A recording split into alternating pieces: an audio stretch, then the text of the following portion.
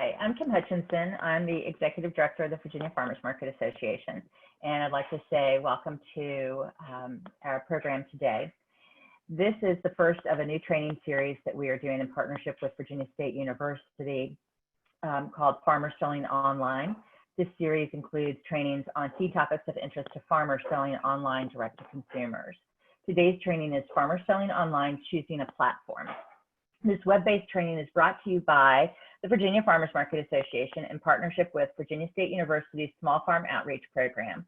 I'd also like to say a huge thank you to all of our sponsors for this training series: the Virginia Department of Agriculture and Consumer Services, Virginia Grown, the Farm Bureau and Virginia Fairs, Farm Credit, and the Farm Credit Knowledge Center.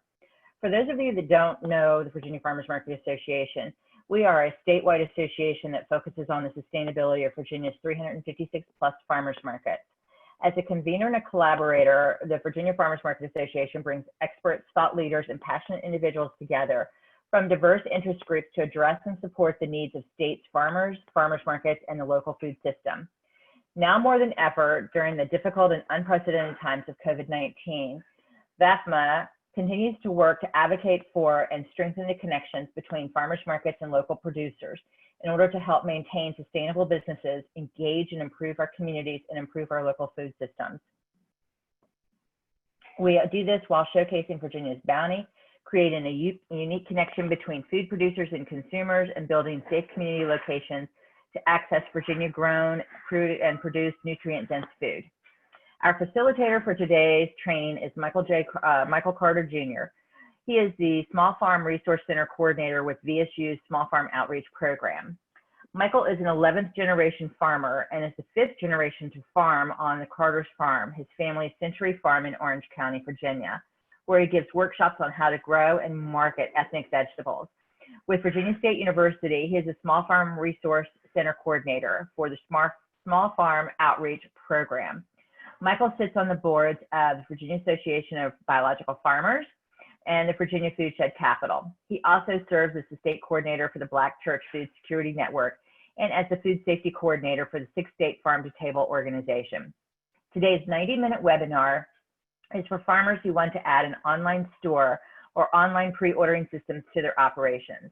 It will provide practical details about 4 different platforms: Google Forms, Square, Lulus Local Food, and Local Line via Virginia Market Maker. It will also cover what to consider before choosing a platform. This training is being recorded, and the link to the recording will be emailed to you as soon as it is available. I will now turn the training over to Michael. Michael, your go. Good morning, everybody. How are you? You don't have to answer all at once. My name is Michael Carter with Virginia State University Small Farm Outreach. We want to welcome everybody to this Farmer Selling Online, Choosing a Platform program. This is my work around the state and talking to farmers. The COVID-19 reality has created a shift in how many of us have to do business. And Virginia State University Small Farm Outreach Program, along with Virginia Cooperative Extension and the Virginia Farmers Market Association, decided to come together and offer these workshops just to be a helping hand like we're supposed to be. So first, I want to introduce our first speaker and presenter, Dr. Teresa Natea of Virginia State University and Virginia Cooperative Extension. With over 2 decades in cooperative extension service under her belt, Dr. Natea has worked directly with small farmers throughout Washington State University, North Carolina State University, North Carolina A&T State University, in which I'm a graduate of, and currently at Virginia State University as a tenured associate professor and extension specialist in small farm marketing and agribusiness. Dr. Natea wrote and was awarded the USDA grant that established the Virginia Farmers Market Manager Association, which is now the Virginia Farmer Market Association, which is broadened to include both market managers and vendors. Through value cooperative extension and community-based partnerships, she has provided direct technical guidance in the formation of both small-scale up to multi-million-dollar farming and food-related businesses within the United States. So we're going to give an opportunity for Dr. Natea to share a presentation.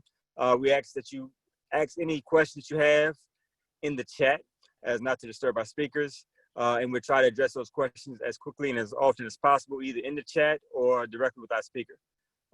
So without any further ado, Dr. Natea. Hi, everyone. It's so good to talk to you this morning, and it's a real blessing to be able to take some of your time today to share about succeeding with online ordering. It's a great opportunity for one thing, and I just hope that this will be helpful to you. So my assignment was to just explain about Google Forms for online orders. The benefits of Google Forms, there's many, but the question always is, before you even go down a route or start something, is Google Forms right for you? So I'll just talk about some of the things that Google Forms offers. One thing is that you can't take online payments with Google Forms. So so you basically can only do pre-orders only, and then you would tell them that you would accept the payment in person when you're delivering the order. Then you need to have a Gmail account to set one up. But the good thing is that it's free and it's easy. So I'm just going to talk to you about and show you how easy it is. Why even try this online ordering? Well, we've seen over the period of the COVID-19 crisis, farmers that are taking online orders actually have increased their sales by 3 to 5 times more. And that's very exciting. So I would just say that even if you were a low-tech farmer and you could only type, you could try Google Forms and see how it works for you. So I always say, sales growth doesn't happen often, so take advantage of that opportunity. So what we'll do in the 15 minutes that I was assigned, now probably 14, I'm going to go through 3 steps. So step 1, we're going to review an example form that is actually a farm who set something up. Step 2 is that I'll show you how you create a Google form. And step 3 is that I'll show you how you access the customer orders after you've created a Google form. Step 1, review example form. Okay, so you can, I will show you an example, but you can also look at many other examples by just doing a Google search, farm order Google Forms. So you do that, and then you can find one. This is one that I had found, and it was simple, and you know, I could replicate it for you in the 15 minutes. So it looks like this. The farmer had embedded the Google form in their website. So they have a little description and a picture, and I'm going down the order form here, place to put name, phone number, email, pickup location, and then if the customer had any comments, and then a picture of the different products and so on, then how they can order, they go down a menu and so on. So it looks very professional considering, you know, it's free and so on. So they, you know, you can pick how much you order and so on. I'm just showing you all these different products that the farmer had put on there, different things. It goes on. And then finally, thank goodness, submit. Okay, so then it says, we have received your order, the customer after they turned it in, and thank you. Okay, so step 2, after we've seen an example, create a Google form. So this is how you get to Google Forms. If you're not familiar, just go to Google. I always like to start there, and type in Google Forms, and then you'll see here popping up at the beginning, Google Forms. And then, so then you do that. And then you click on, you know, Google Forms, whatever, and then it takes you to this screen. And then you go here to personal, and this is the one that's for free. So you hit Google Forms, and then if you don't have a Google account, then you have to create one. So I circled here, create an account if you don't have one. But if you do have one, hooray, then you just sign in.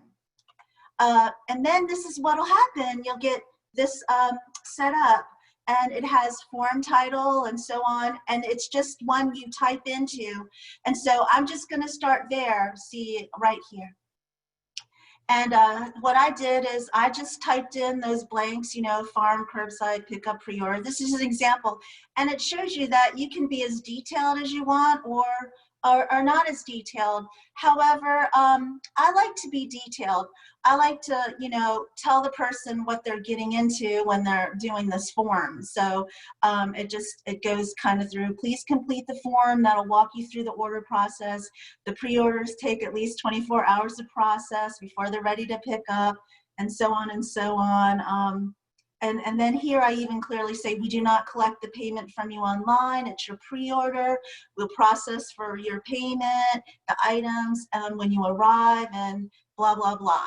So, and then I wanted to show you here that remember in the other form, it had a picture. You can actually set up a picture by clicking here where the red circle is, the picture. And then you clicked on browse, and then I picked a little picture here, and you click open, and then there it pops up a picture that you want, and so on. So that's looking pretty good. And then so here now I'm starting at the questions. So I'm going to here, there's a menu, a pull down menu, and you can pick the different questions you want. But the first question I had was like their name.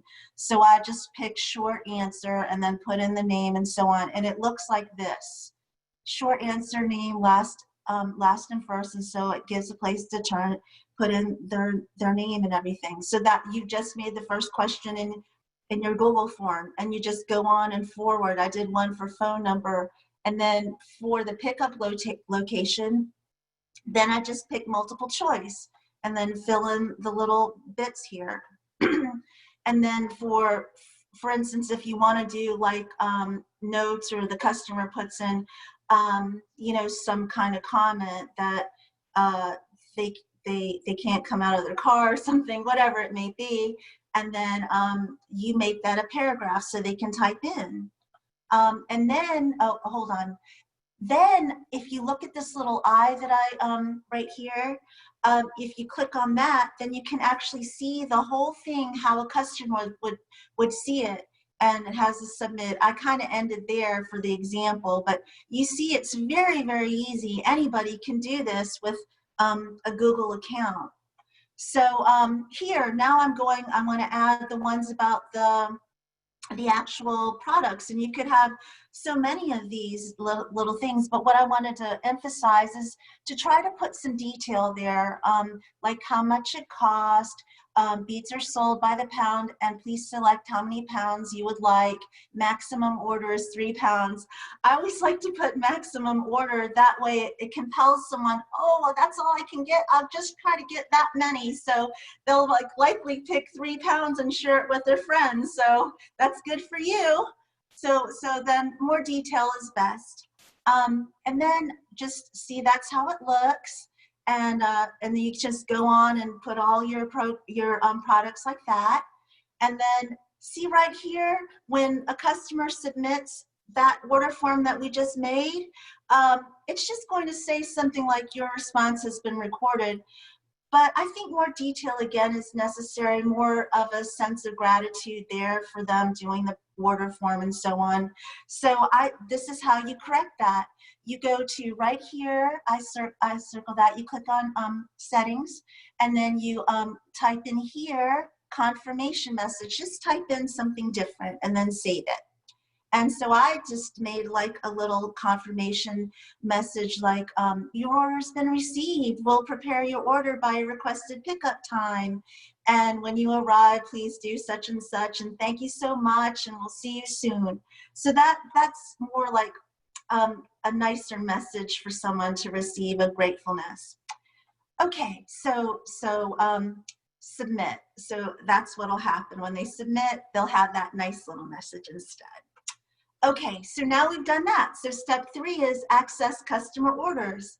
You do that by this. When you're back in your form, then you just click here instead of, before we were in the questions part, but now we're in the responses. And I did 2 like fake things, so I had 2 responses in there. So you click on responses, and then you come here, and then you will click on create spreadsheet, and then create new spreadsheet there. And then I just title it something so I know which one. You might title it the week like week 51 or something like that.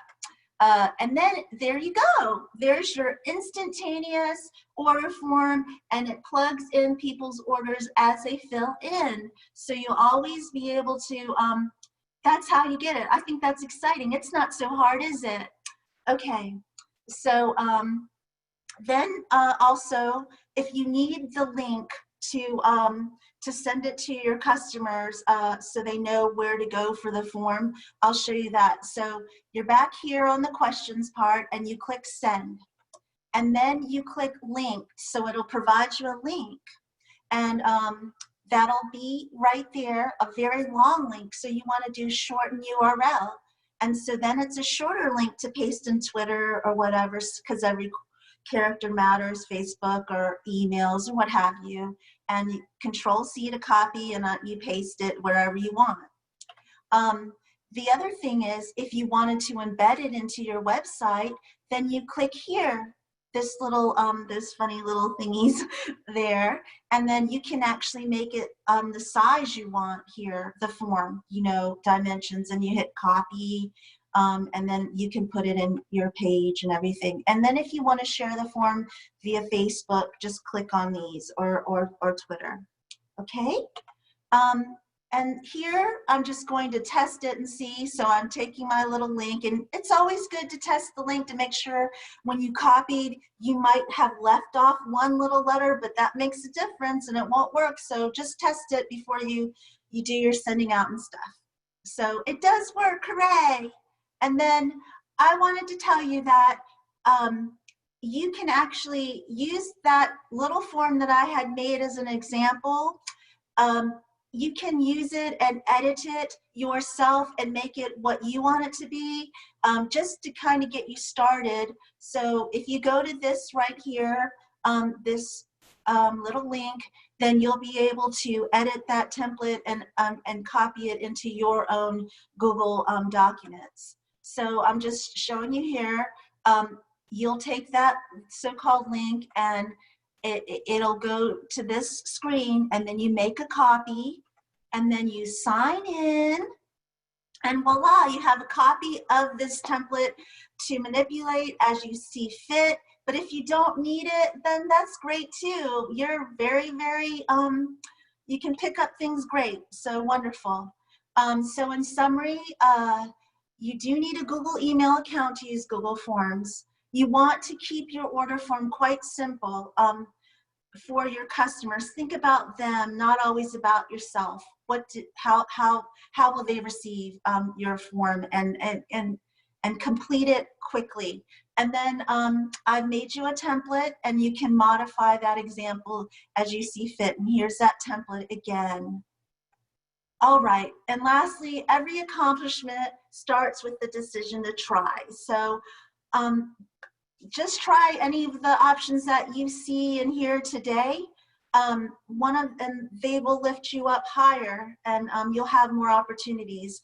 So I don't know if we're saving the questions for later, but I thank you so much. And if you do have questions now or later, you know, you can always email me at tinartea@vsu.edu, and I will run to help you on that, because I know you can do it. Thank you. Thank you, Dr. Natea. Mm-hmm. Excellent presentation. Thank you.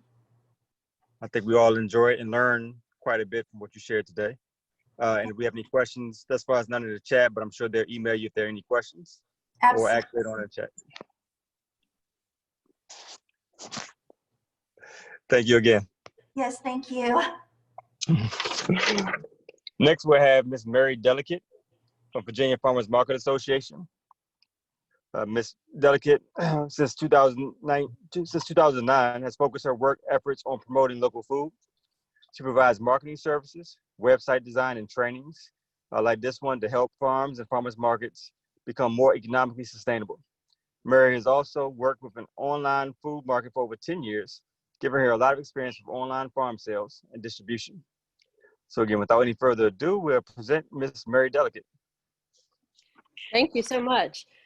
First off, I want to say that I do not work for Square, and so I do not make any money off of if you choose Square. So let's start. Those of you who sell at farmers markets are probably familiar with the Square mobile card reader. It's a small device that can be plugged into your smartphone or your tablet that allows you to take credit cards and debit cards at market, or well, anywhere you are. The company got started in 2009, and over the past decade, Square has been downloaded over 33.5 million times. So a lot of people are using it. In 2018, Square acquired Weebly, which is a website construction service, and they started offering an integration of Square and the Weebly website builder. Try and say that a lot, Weebly website. And that is the product that I'm going to talk about today.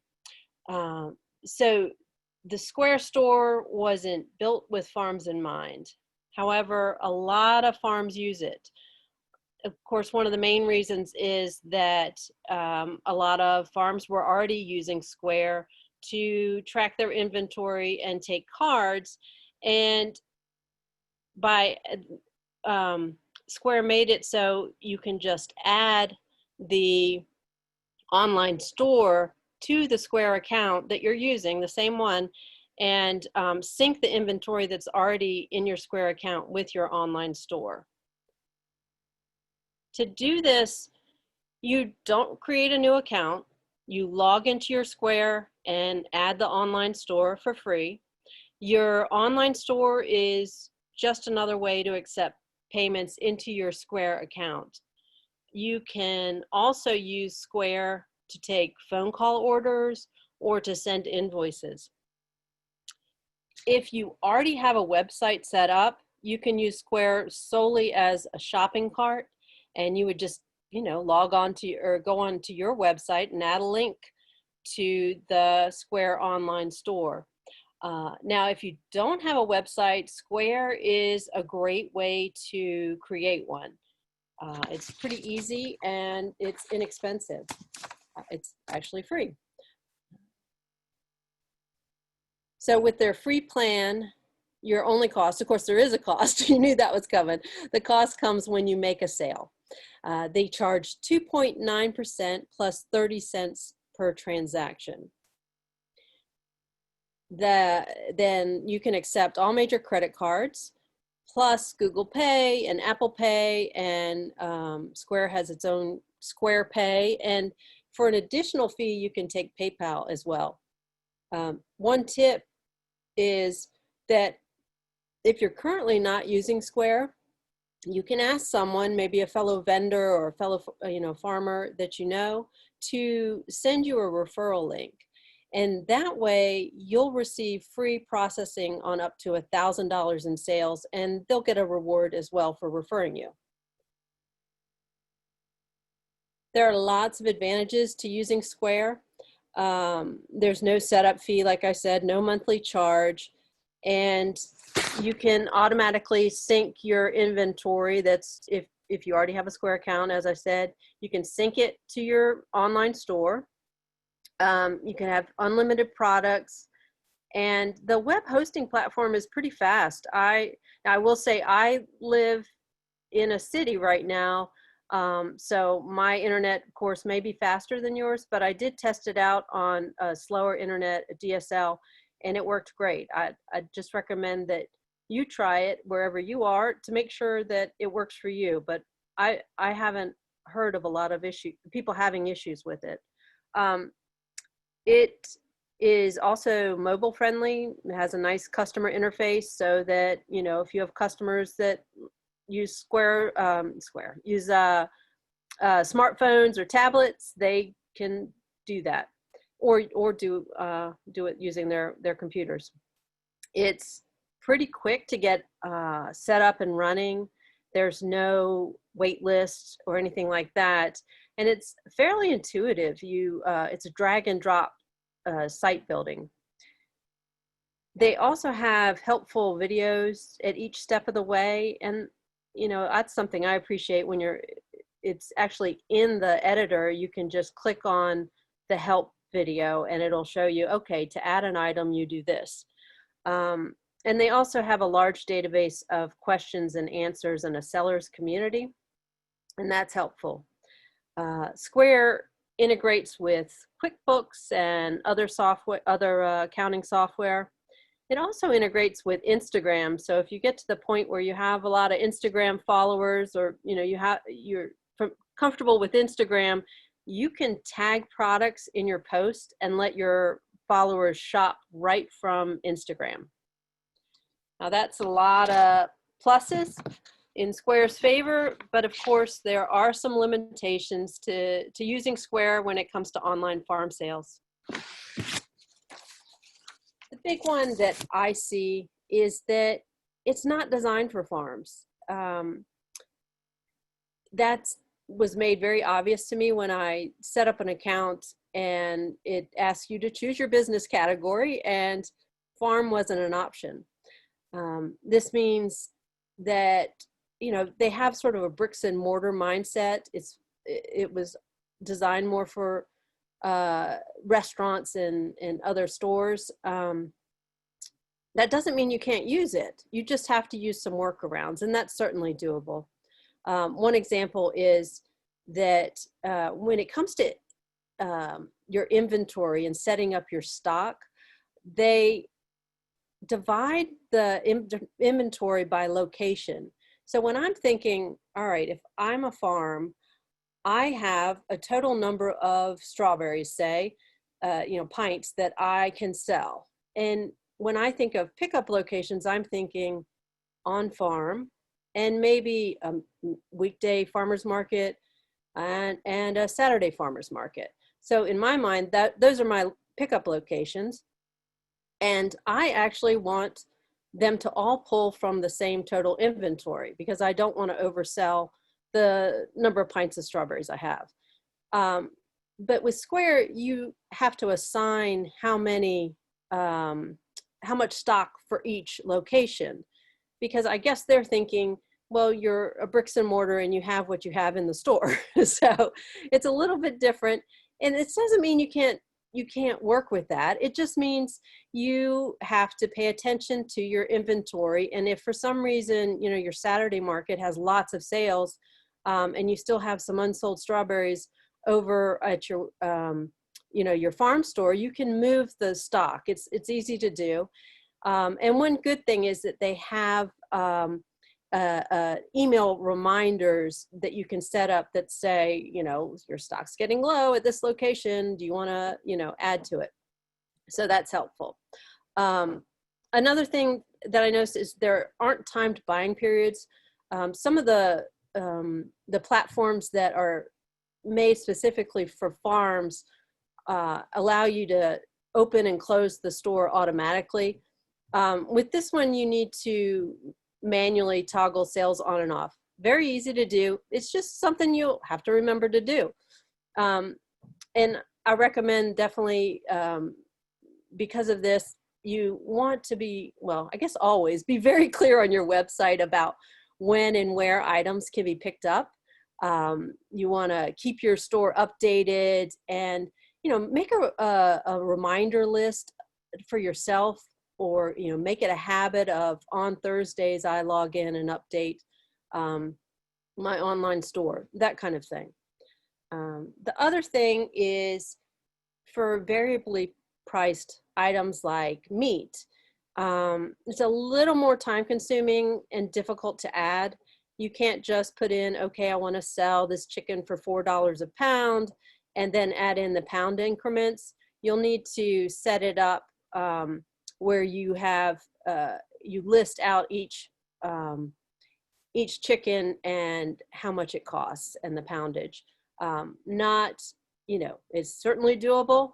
It just takes more time. And so that's the sort of the trade-off. It's less expensive perhaps, and it takes a little more time.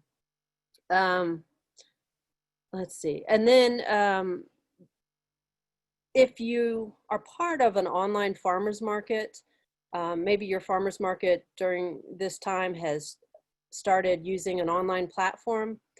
You won't be able to sync your inventory from your online store with your online farmer's market. And that's something you can do with Lulus Local Food and Local Line. And the folks after me will talk about that. And finally, there's no built-in way to create a pick list and labels right from the Square Online Store free version. And you'll just have to download it into a spreadsheet and you know, or just hand write them out the labels. And so that's some of the limitations. Some of those may be deal breakers for you. For others, you may be willing to deal with the inconveniences to keep the hard costs down, or they may not even apply to you. So just some things to keep in mind. I'm just going to step through a few screens of what it looks like to add inventory. From your, when you're in your online store, they have an item library. And you can see I've added a few items here. And then over in the right-hand corner, there's Create New Item. And you'd click that button, and you'd get this screen. And this is where you can add in basics like the title, the description, and upload a couple of photos. And it ends up looking like this. And then you scroll down the screen and you choose that you want that product to be visible.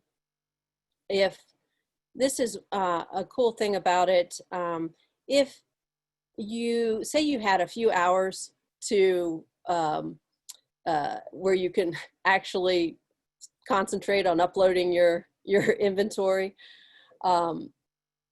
you could upload all the inventory, all the products you anticipate having over the next month or two, and just keep them hidden. So that when, you know, you would be setting yourself up for later when you might be busier, not that you're not all busy right now, but if you'd just be able to add the product stock as it came into harvest. You then scroll this is still on the creating an item. You scroll down to what they call the variations table. And if you just had one item and it was just one price, then it would just be the regular up top. You would just have one line. But because I'm adding chicken, I wanted to show you how you can add multiple variations, because the poundages are so different. You might have 3 pounds, 3.2, 3.5, 4, and you can add the price in over there in the price column along with the weight. Now this doesn't automatically do it for you. If you put in 3 pounds, you can't just say, oh, it's going to be, we're charging $4 a pound. You actually, calculate it and put the price in. And so when I go after doing that, I go into the store, and this is what it looks like. It creates a drop-down box for the customer to choose the size they want. And when, say you only have one of each of those, when they're sold out, if somebody selects it, it'll say out of stock. So I also wanted to show you, when you're setting up your store, you can set a whole website up. You can either just set up the online shopping cart, or you can add an actual website. And this is what it looks like when you're in. On the right side, you'll see what the website is going to look like, what the front page is looking like. And you can either just click on one of those sections up in the header. You could click on the photo, you could click on the title, you can click on the text, and all of that is editable. You can do it there, or on the left-hand side, you can just select header, and it'll give you options for adjusting the header, adding your logo, that kind of thing. And see where the arrow is pointing to up in the left corner. That's where you select which page you want to edit. So right now it's just the front page. But if I clicked on that drop down, I could choose that I wanted to, you know, adjust the about us or the contact or the online ordering. And you can also add sections and move sections around. You just click on the add section and it'll say, what do you want to add? Do you want to add an image? Do you want to add text? Or you can add these featured items here. So I've just featured 3 products, and this is where you would put, you know, whatever you really want folks to see. Maybe it's, oh, chicken's finally back in stock, and people would be, you know, pretty excited to see that, so that would entice them to buy, or, you know, something that's just come in, or maybe even something that you know you might have a high volume of, and you definitely want people to know about it. And here's for when you're in on the online ordering page. This is what that looks like, and it's very easy to adjust, you know, what's listed first. If you wanted a different category first, you know, say you wanted the meat to be up top, you can do that. You can drag and drop them. You can also, if you didn't want to show the prices on the front page, or you wanted the titles to look a little differently, you can adjust that all here.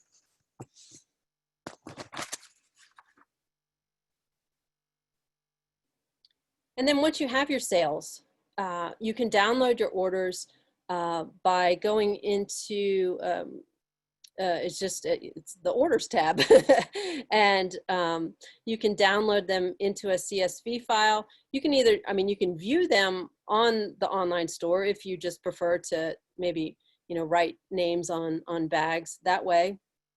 Or you can download them and open them up in, say, Excel spreadsheet or just in a CSV file, and delete out columns. And, you know, if you really wanted to, you could do a mail merge and print them on labels. That, you know, if you have a high volume, that might be the easiest thing for you to do. And then, you know, once your transactions are complete, or your orders have been completed, you can transfer, well, they automatically will transfer the money into your bank account the day after the order's completed. And you can set up a custom schedule if you wanted. Say you wanted it to come in, you know, once a day, once a week, that kind of thing. You can add instant transfers, but that, of course, is going to be an additional fee. And you adjust all these settings under the tab Account and Settings. So with Square, there's a lot of different ways to get help. They have the videos I mentioned before, and they also have a support center where they walk you through the main, you know, big questions like getting started and accepting sales, that kind of thing. They also have a seller community where people can write in their questions, and there's a group of folks that answer them. They have a phone number, but I know right now they've been putting up notices that they are a little swamped with calls. I think there's just a lot of people using these services, and so at times their phone lines are there's a long wait. There's also, say you're working on something and it's just not working. I mean, I didn't have any of these issues, but I know it's an online service, so you know at times there's going to be issues. You can visit this link that I've put there that's called Is Square Up? And it'll list out any issues that people are seeing. And they'll say, hey, yeah, this is not working. We're going to fix it, that kind of thing. And so any questions on Square, I'm happy to answer them. Or if you want to reach out to me later, you can do that at info@bafma.org. Oops. Any questions? I can't see this chat right now. I don't see any questions in the chat. Does anyone have any questions for Mary or Dr. Garcia at this point? All right. Thank you, Mary. I'll turn it back over to you, Michael. Thank you very much, Kim. Thank you, Mary, for sharing that. As a user of Square, I'm greatly appreciative to learn a little bit more about what Square can do and can't do. I do use Square quite a bit, especially in the rural areas. I'm on my farm now, and it's never given me a problem, even when we don't have any internet service, like right now. Next, we have Molly Harris from Lulus Local Food, another platform I'm most definitely interested in. In late 2008, Molly opened the first online farmers market in Central Virginia. The next spring, the online food hub, Fall Line Farms, opened a second season of business with an innovative software solution designed by Harris and developed locally. The online platform, Lulu's Local Food, enabled the food hub to grow from 25 farmers selling to one pickup location to what is today Fall Line Farms, Local Roots Food Co-op, supporting over 50 local farmers and serving over 25 locations throughout the Metro Richmond area. Today, Lulu's Local Food software is licensed by small farms, CSAs, farmers markets, and food hubs throughout the state of Virginia and across the country.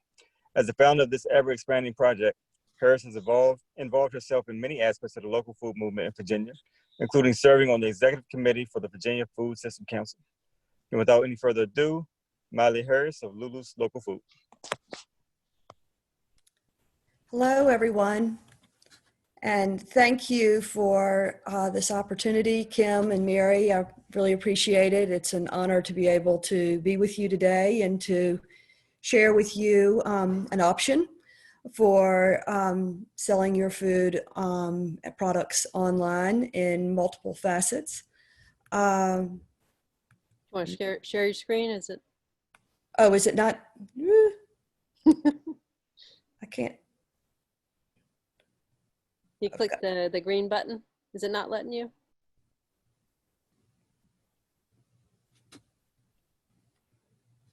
Hold on. At the bottom in the middle. I know I've got my presentation up and need to end and go back here.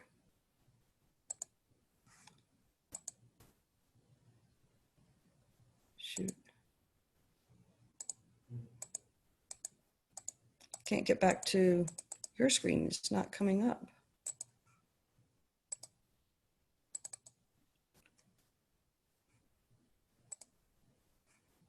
There we go.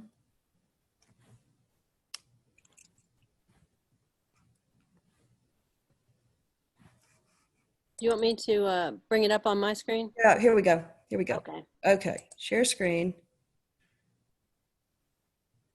But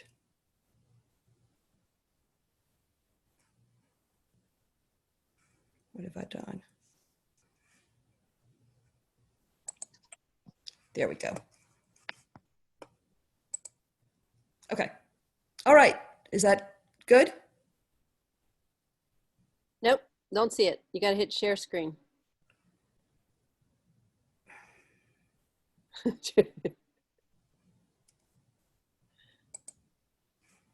share screen and then you select your PowerPoint. Yep.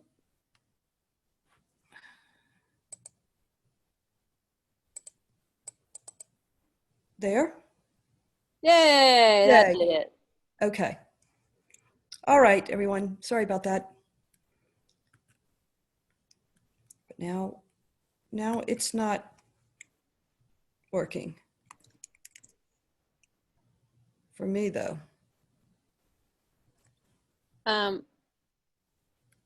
It looks good here. Yeah, but it's not advancing. Oh shoot. Okay, I'll share my. So stop sharing, and then I'm going to share your presentation on my computer.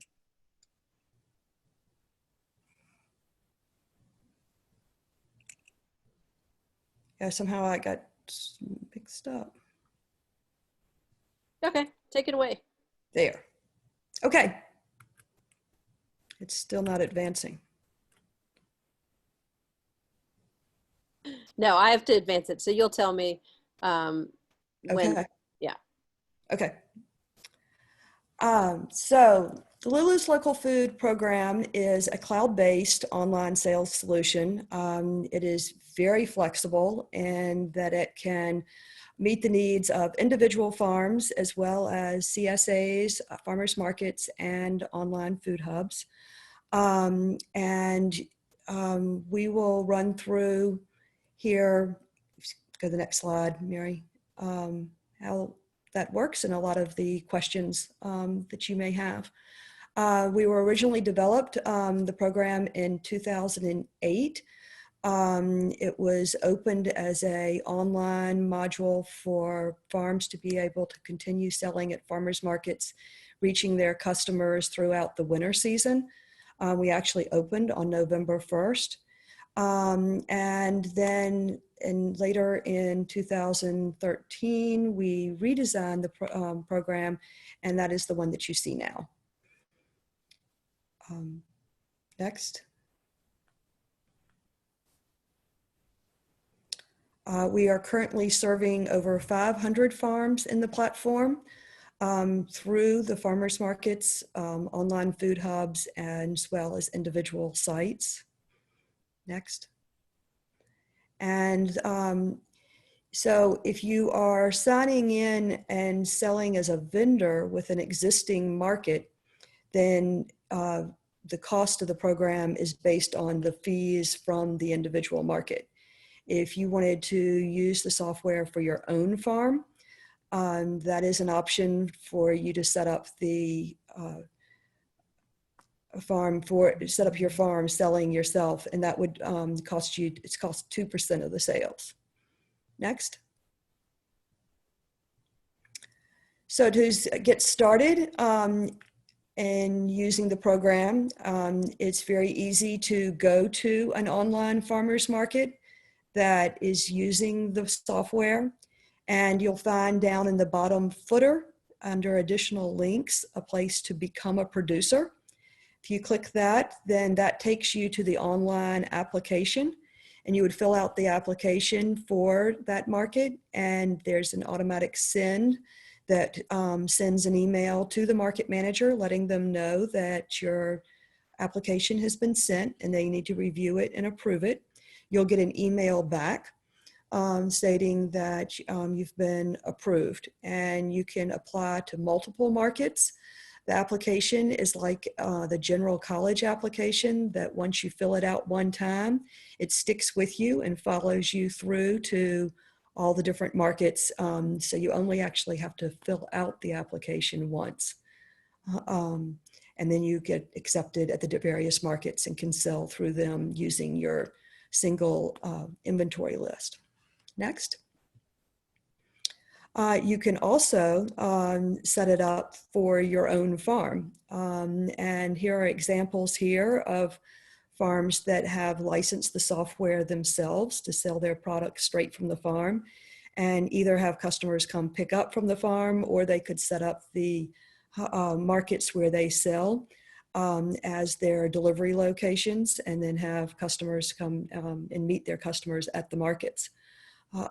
This doesn't take, this can be set up in as few as 24 hours. It's not a difficult for you to set up. It really is just a matter of once you get the domain in place is to set up the inventory in it. And if you've already have it set up, inventory set up at an existing market, you're literally just sharing your inventory. So you don't have to set it up a second time. Next. Another question that's popular is that can you just integrate this site into an existing website? And yes, that's very easily done by just setting up a shop prompt, as you see up there in the upper right for the Birdhouse Farmers Market under order online. It's just a prompt they set up on their toolbar, and it goes directly to then the shopping pages. Again, that are pictured there below. Next. Molly, could you speak up a little bit? You're fading a little bit over here anyway. Okay, I can adjust. Okay. Next. Is that better? Okay. So the process of entering in products, once the application has been approved, then you go to an admin on your page that gives you a toolbar for managing your inventory, and you have worksheets where you would fill out, similar to what you've been looking at in the similar previous presentations, a simple worksheet of putting in the name of the product and choosing your units of measure, and then sending the products over to the market manager for approval. Obviously, if you're setting this up for your own site and want to put it to your own website, then you can skip that process of waiting for the product to be approved. And we do have custom listings for meat products so that you can list products by weight. And you go in and you would put in the description of the product and the weight of the product, and then you would just list in your cost per weight, the per pound, and the system is set up to do that math for you. And so your drop down would be automatically provided for all the different weights of your various steaks or meat products. Next. So how do I update my product listing? Once you get everything set up, all of your inventory listed in the site is very phone friendly, and you can take your phone to the freezer or out to the field and update your listings just by adding in the number of products available for your various items. It's a simple worksheet with just a toggle to enter those numbers.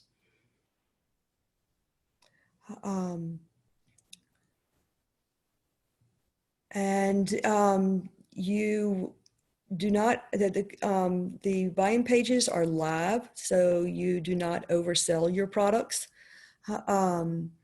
You would enter your inventory in, and as customers shop and you sell out, then the products just come off the buying pages until you restock.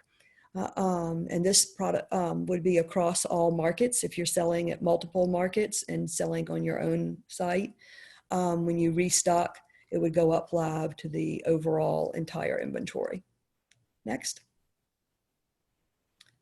So the product is easy to be manipulated on the cell phones, tablets, laptops, and PCs. Here's a screen for what it would look like if you were to be updating your products from your phone. As you see, you literally like pull up the product and put in the number available. Next. So how do customers pay for products?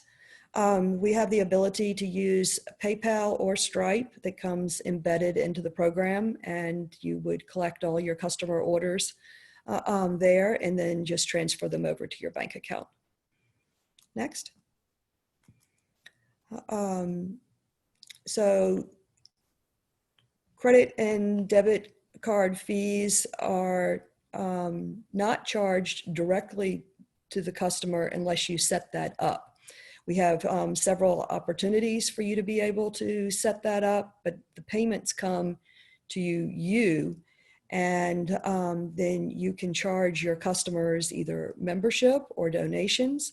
You can charge them a processing fee or a home delivery fee or curbside pickup fee. All of this can be set up in the program to charge the customers. Go back. Good. Next. Can customers pay with a check or cash on delivery? Right now we have that you can take these payments in advance and then post an in-house credit to the customer account. And those credits would then run through all your accounting and financial reports to allow customers. There are several markets that have been providing this for SNAP customers, of allowing customers to post a credit to their account and shop and then record that, that payment later in their, through the SNAP program. Next. Yep, so here, I just answered that question. So is there a way for me to do customer discounts and coupons? Again, you as a producer can go in and post products on sale and tag these products as on sale for customers to be able to easily search. And then for the farmers markets, or if you're charging membership for your customers, you can give away membership and trial memberships for your customers. Next. Is it possible to integrate into your accounting software? The reports are all easily downloaded into Excel for easy accounting. Next. Sales tax is an in and out cost for the program. It is very easily set up in your admin. You set up your tax rates, and all of the tax rates are applied to every product that runs through the system and reported as an in and out add-on. So with most farmers markets, they are providing this service. So as a customer, as a vendor, you don't have to add your paid the sales tax. They pay it on your behalf, but all easily accessible. Let's go back to packing list. Is it easy to possible to create pack list? Yes, all of our reports are done, and packing comes in a variety of forms. You can toggle back and forth between different ways to display, making it very flexible. And again, all these reports are downloadable into Excel. Next. Does your platform have suggestions for delivery? We do have a Google map that you set up with your delivery locations. You would have to put in your own route, but it definitely has all of the mapping is put into the system, and for home delivery captures all your customer addresses and telephone numbers to contact your customers for setting up home delivery is all built in. Next. We provide round-the-clock customer user support and have training programs set up to get vendors online, as well as for individuals using the system to meet their needs. Next. How is your farm data is yours and yours to download and use for your farm use. And if you decided you weren't going to use the platform any longer, you could definitely keep all of your data and have it available for putting into your own QuickBooks program for keeping your data history. Next. So the unique feature of the program, I would say, is its flexibility and how it's used once you get set up. The fact that you can reach many markets with a single inventory list, to be able to manage all of your sales in one place and update all of your inventory from one place and share it out to those markets. We have found that this is working really well since the COVID-19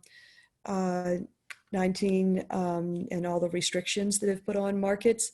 It's allowed a lot of vendors to be able to sell at the multiple markets and also off their farm, and keep that all their sales history very adaptable for being able to look at future years and how to promote their products across multiple markets.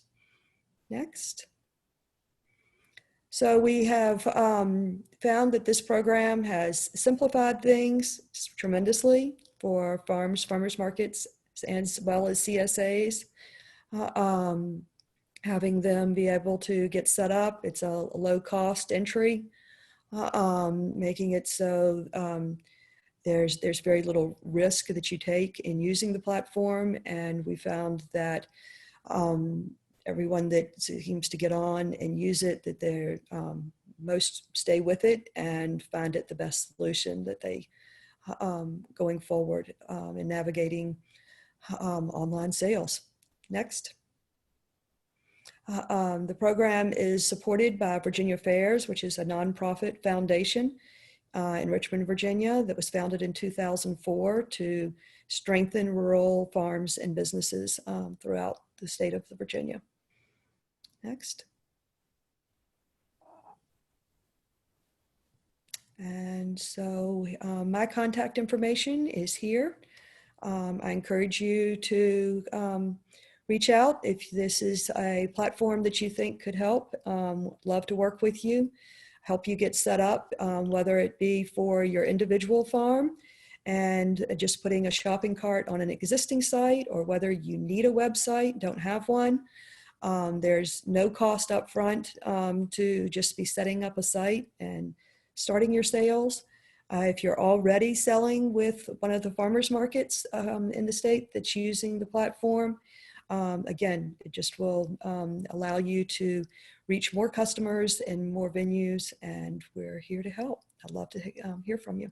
Thank you again, Kim and Mary, Michael, for putting this together and for this opportunity. And I wish you all the best. I know that this is overwhelming and difficult, and we try to break that down for you through our years of experience and apply it to your everyday needs and walk you through, and look forward to an opportunity. Thank you. Thank you, Molly. You had a couple questions in the chat, if you don't mind. The first question was, do the PayPal fees still apply to the vendor? The PayPal fees will apply if you are using the program for your own farm, for your individual farm site. They do not apply for you as a vendor if you're selling on one of the markets using the site. Okay. The next question is, can Lulus be used for out-of-state markets, like in Kentucky? Yes, we are being used by a farmer's market in Kentucky now. We are in a number of states across the country. And another question that came in, is there any way that a seller can waive sales tax for charity organizations and academic institutions? We do have the ability to set up sales tax at a 0 rate, and we are working on a user platform that would allow that kind of flexibility in the future across all products. Right now, we only have it set up as for products that are being set up for donation, which we have a number of markets that are doing that. So I could take that on a one-by-one basis right now. And was it stated that you were owned by Virginia Fairs? Program is owned by Virginia Fairs, which is a nonprofit foundation. Okay. Very good. Well, Molly, thank you so much. We see Molly's contact information on the screen in front of you. Whether it be your phone or your laptop. Her phone number is 804-290-1713 or 804-980-1173. Or you can email her at Molly, MOLLY.HARRIS@BAFB.com. Thank you, Molly. Thank you. Anyone have any more questions? Let me see. Very good. Well, next we'll have Ms. French Price from Virginia Cooperative Extension and the Virginia Market Maker Program. French Price is a value chain coordinator with Virginia Cooperative Extension. As part of a USDA local food promotion program grant, French works to increase connections from farm to table in Virginia by facilitating relationships with producers and buyers. French also coordinates outreach and development of the Virginia Market Maker Program as a tool for food system connections.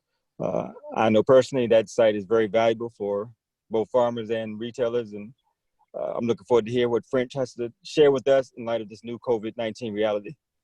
So without further ado, French Price. Thanks, Michael. I appreciate that introduction. Today I'm going to talk a little bit about Market Maker for those of you that haven't heard it, but also really focus on the new online store feature that's available through Market Maker.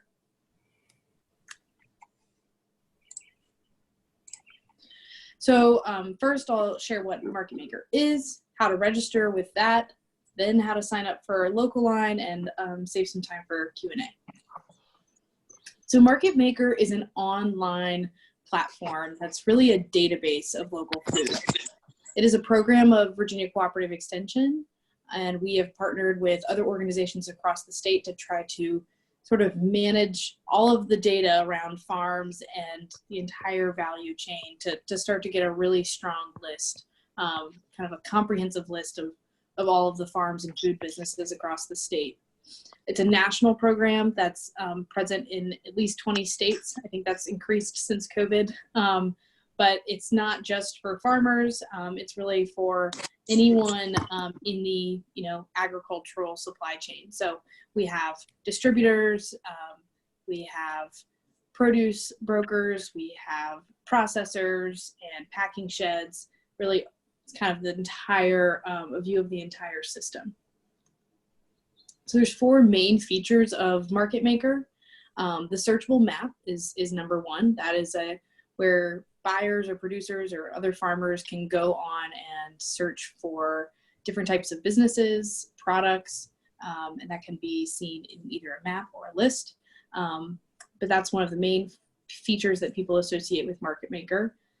There's also the buy-sell forum, which is sort of a classified type listing where farmers can post the products that they have available or that they will have available, and then buyers can reach out to them and try to make a relationship there.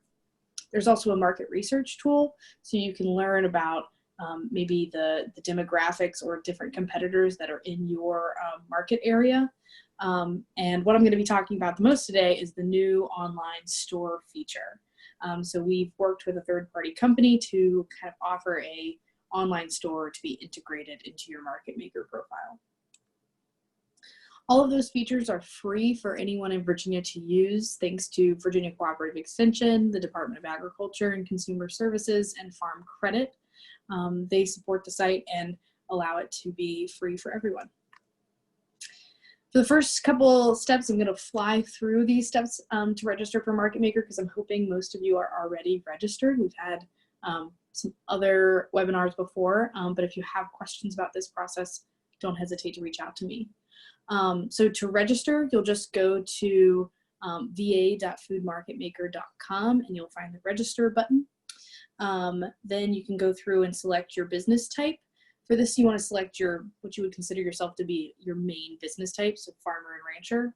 But if you also have an on-farm stand, you could go back in later and add yourself as a food retailer, things like that. If you make your own jams and jellies, you can also enter yourself as a processor. So you can have multiple business types all included in your profile. Then you want to go in and add your business features. This will really determine how you show up in search results. So if you have, no matter if you go with the Market Maker e-commerce option, if you already have an online store with Square or Lulus Local Food or some other platform, you really want to make sure that you include that as a business feature. So you include internet sales or online ordering in your methods of sales section. So when buyers or consumers go on and they search for a business that has that feature, you show up in the search results. Other types of features that you can enter are the specific product types and product forms that you have. If you have any sort of certifications for food safety or growing practices like USDA organic or grass-fed. So you can go in and indicate those certifications as well. You'll also want to add in your contact information. This is really important to that's how people are going to get in touch with you after conducting a search on Market Maker. And then you'll want to add any of your affiliations or connections with other businesses. So Market Maker has partnered with several different branding programs across the state, like Virginia Grown and Virginia's Finest, and especially Buy Fresh, Buy Local. So if you're a part of any of those programs, you definitely want to indicate that on your profile. because we're working on some ways to kind of enhance that information and share it in multiple places. You also want to list any connections with other businesses. So if you are an individual farm and you happen to sell at a farmer's market and several different restaurants or stores near you, you can list all of those connections on your profile, just to sort of enhance your profile and then also give some exposure to those places where you're already selling. For the online store feature for Market Maker, this is all very new. So forgive me if I don't have the specific answer for your questions, but I promise that I'll investigate them and find it out further. Market Maker nationally launched a pilot program in January to have an online store feature built into the platform. That was piloted in January, and in March with COVID, they decided to kind of make it available for everyone. So there are still some kinks that they're working out, but it is a really great option for you if you're trying to set something up quickly. So with the online store, that allows you to have a storefront integrated into your Market Maker profile. Market Maker has partnered with a third-party company called Local Line that allows you to manage your inventory and, you know, create pack lists, send invoices, accept credit card payments, you know, all of the things that you would need to do to manage online sales. Local Line normally has monthly subscription fees for farmers. Those fees are waived if you sign up through Market Maker, and then there's just a 5% transaction fee on all your sales. So to set up your Market Maker storefront, as long as you've already created your Market Maker profile, so either create a new profile, or if you already have one, just log in, and you should be automatically prompted to set up your online storefront. There'll be a kind of a banner going across your screen when you sign in that'll ask if you want to set up your storefront. When you do that, you'll go to the Local Line page and you'll create an account and set up your profile and your store by adding your contact info, business features, cover photos, things like that. And then you'll want to add your products. You can do this by, you can add pictures and a description of your business. You add the price per unit. You can add product categories to make it easier for buyers and customers to navigate your online store. You also enter your inventory count, so you're not overselling things that you don't actually have ready to harvest. And also you can indicate the seasonality, which is really nice going from season to season. So if you know that you only have asparagus available in April and May, it's not going to, you know, next season or later in the summer, asparagus won't show up on your inventory list. You can do this individually by adding each product one by one, but you can also download a template and enter in all of your products into an Excel spreadsheet and do a bulk upload as well. Then you'll want to assign your products to a catalog. The catalogs, think of the catalogs as different like stores. So I know both Molly and Mary indicated that you really want to be thinking about if you're selling at a farmer's market, what platform they're using. Because unfortunately at this point, the platforms don't really talk to one another very well.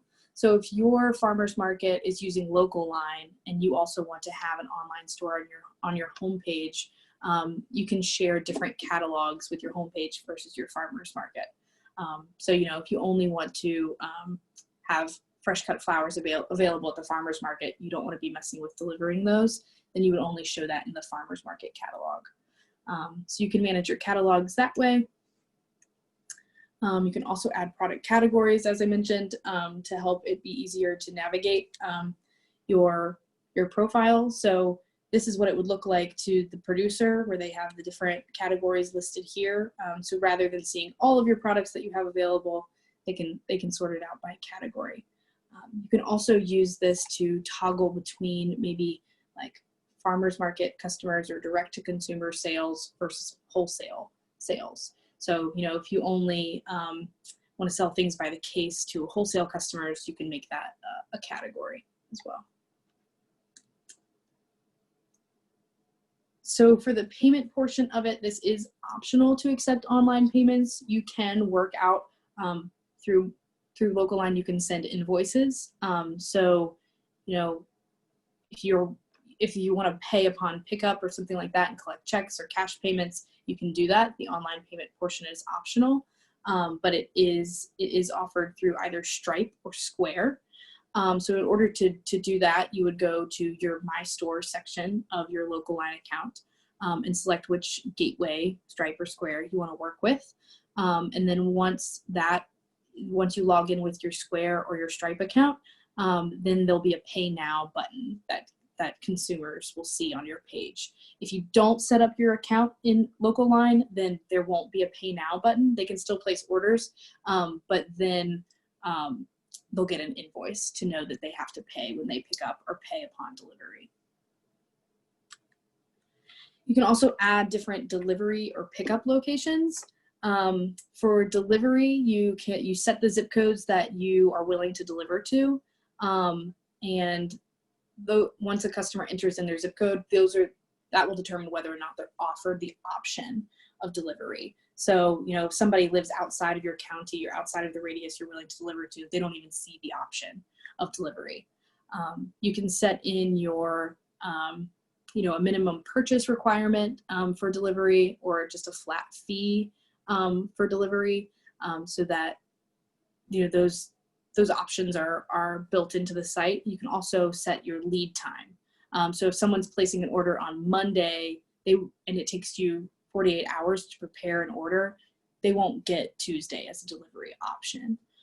So those are all built into the site, as well as pickup locations have similar options as far as fees and lead times, and you can choose the availability. So, you know, you can only pick up at certain locations on certain days, or you'll only deliver to certain locations on certain days. And those delivery plans also give you export you a list of kind of where you need to deliver to. Other features of the Local Line software is customer management and communications. If you already have an existing list of customers, you can put that into an Excel spreadsheet template and upload it to Local Line, which helps you to manage your customers. You can send emails and reminders to sign up or place orders by a certain time through that. There's also pick lists and pack lists that are incorporated into the site. So you can see exactly what quantities you need to pick for a certain customer of each product, and then how many different products need to be packed into a box or a bag for that order. You can also keep track of who has paid online or who hasn't paid yet and needs to be sent another invoice, and you can manage all your invoicing through Local Line. If you're already using another software like QuickBooks and things like that, those can be integrated, but it takes a little bit more legwork on your part. For tech support, Local Line has a staff of round-the-clock tech support that you can chat with online or call over the phone. So if you have questions about Market Maker, I would be your tech support. If you have questions about the Local Line platform, I included their contact information on the screen, but I can also help you get things set up through Market Maker and get your Local Line store set up through Market Maker. If you have any questions, you can feel free to email me at any time. That's both about Market Maker or Local Line. My position is funded by a USDA Local Food Promotion Program grant through Cooperative Extension. So I am here, whether you choose to go with Local Line or not, I'm here to help you sort of navigate some of these options.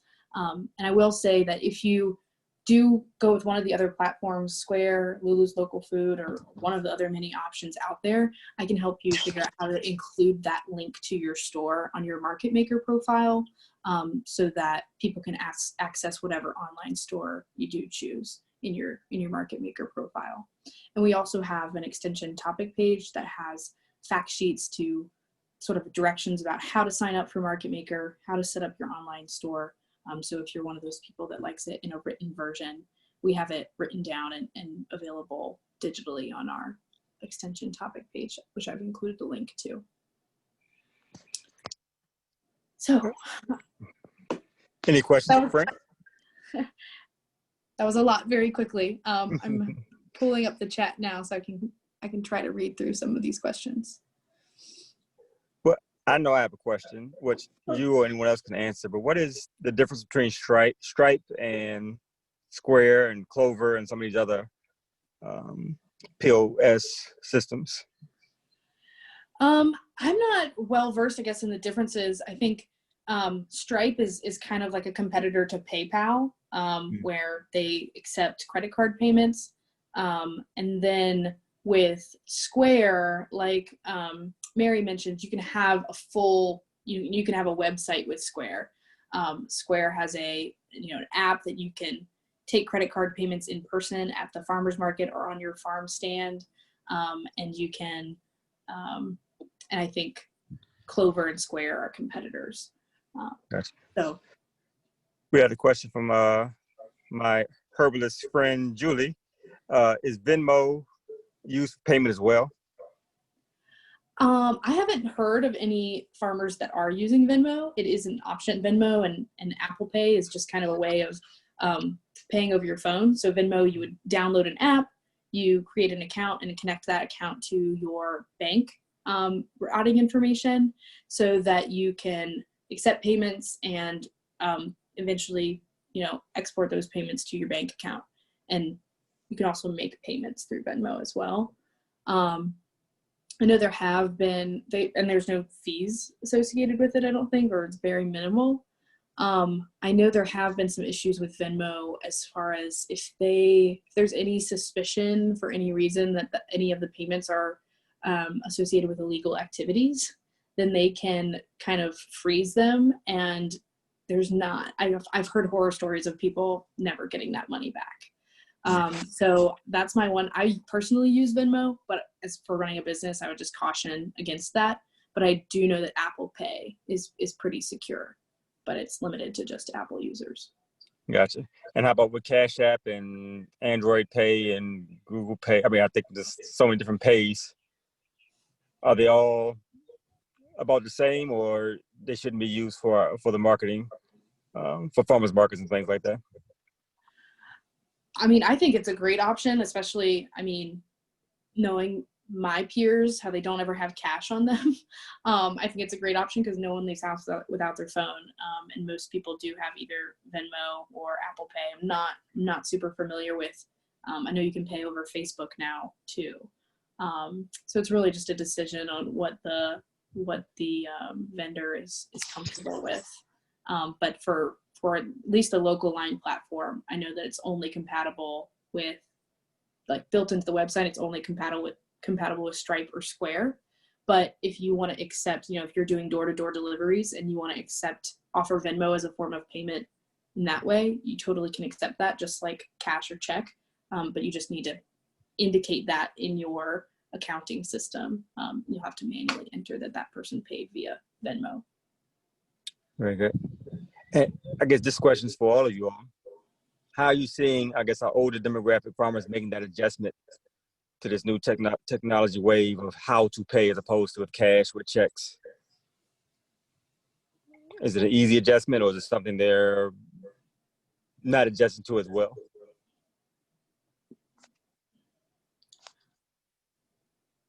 I personally I haven't talked to many older farmers. I know I've coached a few through setting up the online store, and there's been a bit of a learning curve there. But I think that's one of the really nice things about Lulus Local Food is that, the vendor, if they're selling through the farmer's market handles payment and then pays out to the vendor. Okay. Molly, can you speak more to that?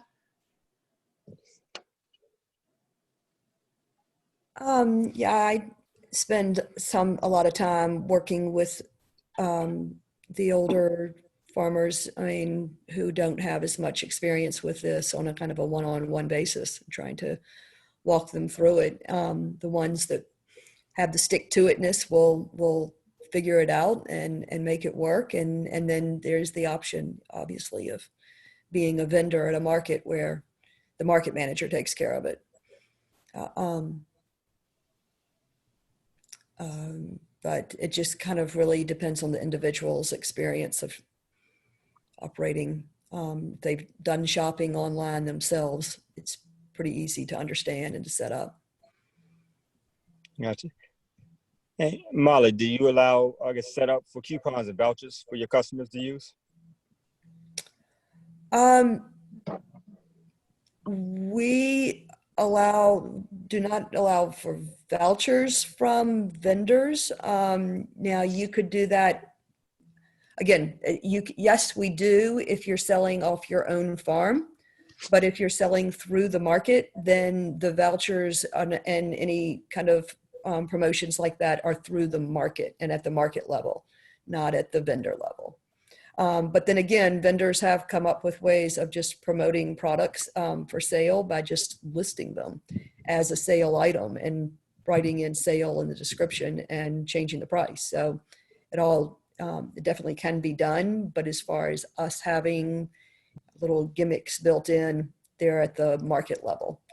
If you're using it for your own store and your own website, you obviously have access to all of those. Okay. Now on the on Lulus, can the skin or appearance of the online store be customized? Yes. That can all be put up your own banner, your own logo, customize your panels and your blog, everything. Pretty much can set up your full site. Okay. In addition to that, can you do a pick and pack list or print out online labels on the system? We have the pick lists are built in, and then we have a format that you can download into Excel to format into labels. Yes. Very good. Let me see. Great information from both of you all. I've learned quite a bit in terms of sales. How, I know in the farmers markets, they used to do like senior bucks and senior dollars. Is that still a program that's being used in this reality? And if so, how does it translate into some of the online platforms?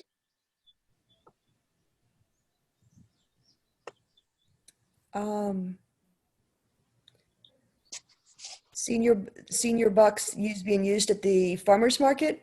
Yes. Probably would be managed the same way you'd manage like SNAP payments right now, which is, again, just posting a credit to the customer's account, allowing them to shop.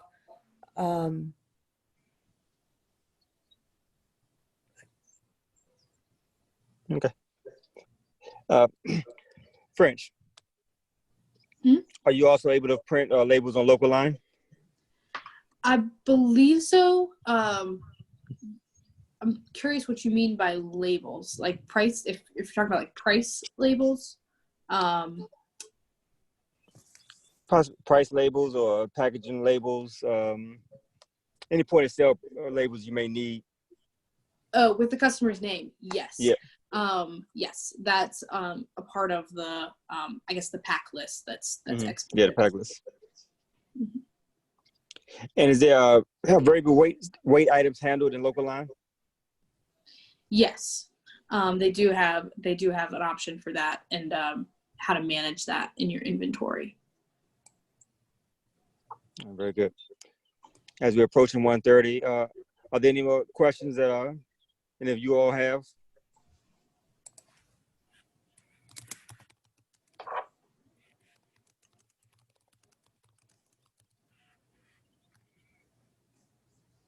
I just wanted to ask a question. Does Lulus also do multiple units of weight for products? Yes. You mean we have a custom design for products that are listed by weight, the steaks and the high-end cut meats. Yeah. You would post in the cost per pound and the weight, and it calculates all that for you and post it in a drop down.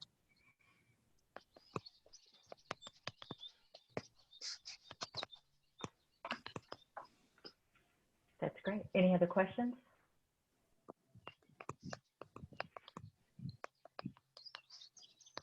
All right, Michael. Oh, well, thank you. Well, We have some closing words, remarks from Kim Hutchinson of the Virginia Farmers Market Association. Kim? Thank you. Actually, it's Mary. We're going to do a summary of what to consider when choosing a platform. Do we still have time for that? Yes. Oh, yeah. Sorry, guys, Sorry about that. All right. the folks that need to leave will be sharing this recording. But I'm just got maybe 10 minutes more just to go over some of the things that you want to think about when you're choosing a platform. So, you know, we've all mentioned before that you want to think about what you're using right now. So if you're a part of an online farmers market like Lulus Local Food, or if your market is using Local Line, then you know it's a great thing to then add the online farm store portion, and your inventory will be shared with both the farmers market and the online farm store. And if you're using Square right now and you've already loaded in all that inventory, you know, it's a very quick thing to just then add on the online store or the online shopping cart. So that's the kind of thing to think about. You know, if you've got Wix for your website, maybe a simple Wix shopping cart or online store is the answer, or Squarespace. So think about what you're already using. Also think about your product volume and complexity. Think about what platforms are gonna suit your product mix. If you have a lot of products and complex products, you might want to consider one of the platforms that is made for farms and not mess with the hassle of trying to make a online or a generic online store meet your needs. You also need to think about your payment preferences, and if you don't want to take credit cards, then you could just use a Google form, like Dr. Nortea said, and that's a great option. If you do want to take credit cards online, then you're going to need to move up to a Square or an online system like one of the ones mentioned today.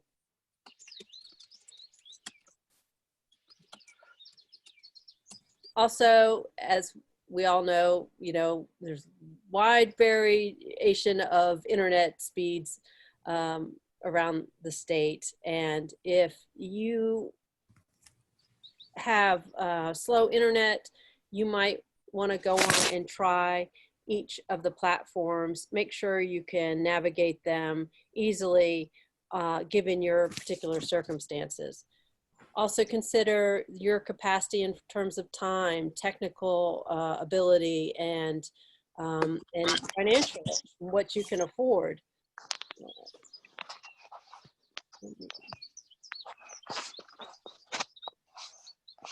Oops.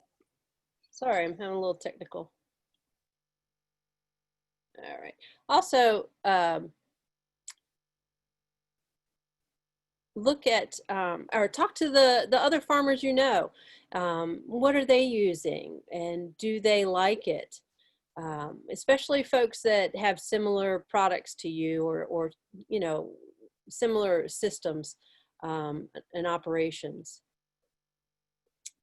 So those are great questions to think about, you know, in terms of your business. But you also want to think about questions to ask the platforms. And we're building on the work of Oregon Tilth here. They did a great, put together a great series of questions to ask about platforms. And I won't read them off, you know, each one, but I'm going to share this out along with all the other presentations and some links to resources in the email that'll come back, that'll come out to you tomorrow. Excuse me. But you want to ask things about, you know, stability and compatibility. You know, how long have they been in use? You know, the folks, all the platforms on this operation have stable track records. You know, are they compatible with your system, with your website? and how will they integrate into basically what you already have going. You also want to, of course, talk to the folks about their fee structure and how pricing, how you pay.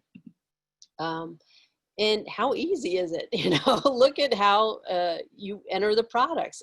Is that something you're going to be able to do? Does it make sense to you? Is it easy to use on a smartphone? That's an important one, and it gets more and more important as time goes along. Availability. Right now, there is a lot of demand for online shopping services. So make sure that they have time to bring you on and find out if there's a wait.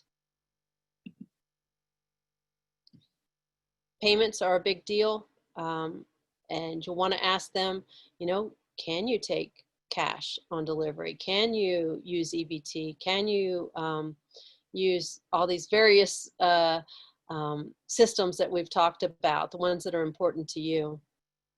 And you know, how long does it take you to get paid? Is it the next day, the next week?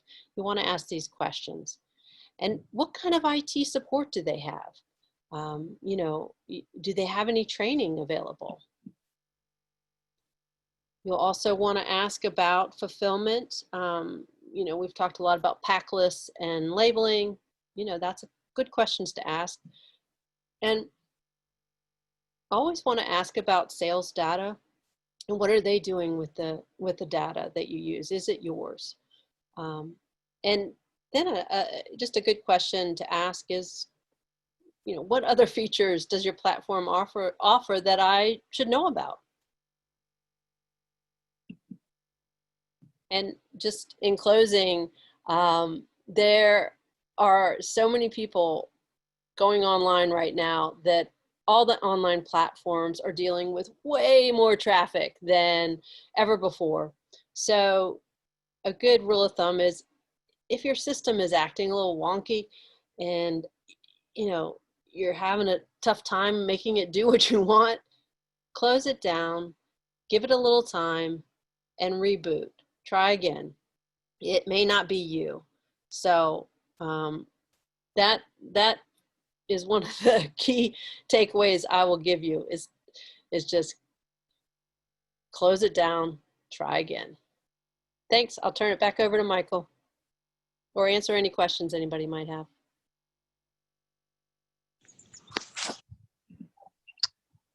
Thank you, Mary. Are there any other questions? Even here, let me see.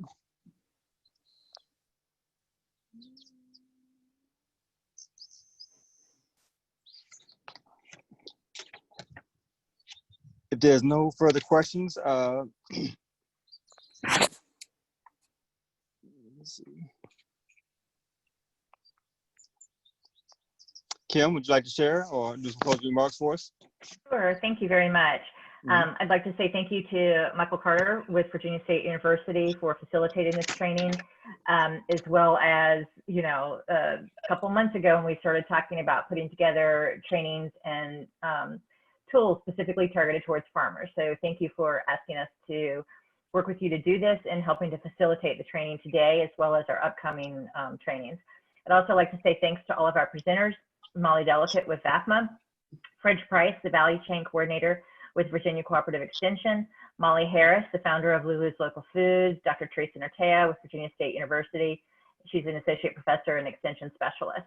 And again, I'd like to do a shout out and thank you to all of our sponsors, VDEX, Virginia Grown, Farm Bureau, Virginia Fairs, Farm Credit, and Farm Credit Knowledge Center.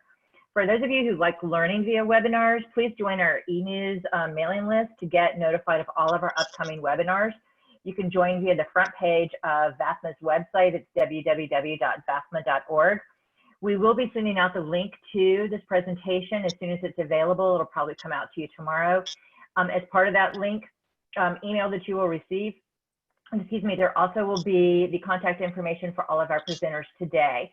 So you will have their email and phone number information so that you can reach out to them directly. Our upcoming webinars in this series are it'll be an online workshops around key topics of interest to farmers selling online and direct to consumers. The next topic coming up will be a more in-depth explanation of how to use all the individual platforms, as well as best practices for online farm store listings.